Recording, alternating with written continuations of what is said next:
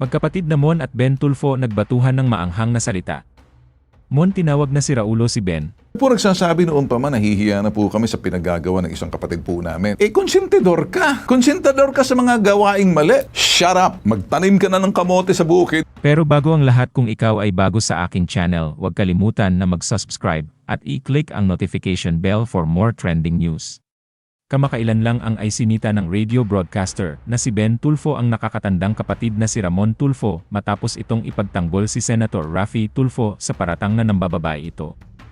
At malaking halaga ng pera ang ibinigay na tip ng kapatid din nilang si Senator Raffy sa aspiring sexy star na si Chelsea Elor. Kaya binanatan ng komentarista na si Ben Simon dahil sa pakikialam nito sa issue ng kapatid. Tinawag din niyang iepal at konsentidor na kapatid Simon. Hindi nagustuhan ni Ben ang diumanoy pag-angkas at pakikisawsaw ng kanyang kuya Mon sa isyong hindi naman ito ang sangkot. Hindi pinalampas ni Ben ang mga pahayag na ito ni Mon na tinawag niyang i-Facebook blogger. Kung ako man po o magkakaroon ng issue, ako lang po ang magsasalita. Hindi po pwedeng kapatid ko makialam sa akin. Kasi sosoplahin ko. Ba't ka nagsasalita? Sino nabigay sa'yo ng karapatan magsalita? Iginiit ni Ben na isa lang umano ang kanyang pamantayan. Ang mali ay mali.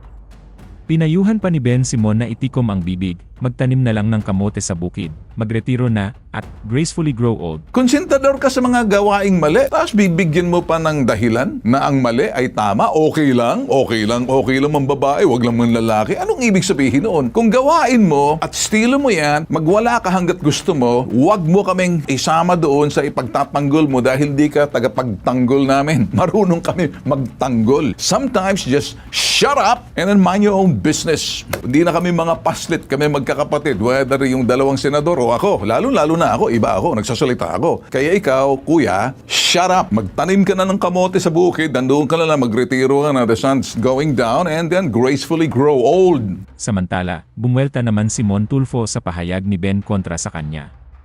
Ibinahagi ni Mon sa Facebook page nito ang kanyang mga sagot at pagmamaliit sa pagkatao ni Ben. Nagbitaw ng mabibigat na salita si Mon sa nakababatang kapatid na si Ben. Pinaratangan nitong sociopath, si Raulo, at may nervous breakdown si Ben. Hindi nagustuhan ni Mon ang pagkastigo sa kanya ni Ben dahil sa pakikisawsaw niya sa issue ni Raffy Tulfo. Sa dami ng mga kamag-anak niyang tumakbo at kasalukuyang nasa pwesto, sinabi ni Mon na ayaw raw ng kanilang pamilya ang political dynasty.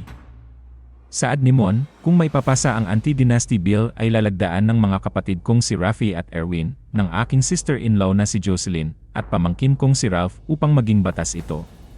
Ayaw namin ang political dynasty, in fact, ipinagdasal ko ng taimtim na huwag manalo si Ben noong nakaraang eleksyon. Salamat at dininig naman ang dasal ko, bukod sa magiging 3 ang Tulfo sa Senado, kapag nagkataon ay may si Raulo pang senador, di bale ng senador sina Bongo, Bato de la Rosa, Lito Lapid, at Robin Padilla dahil matitino ang kanilang pag-isip. Hindi si Ben.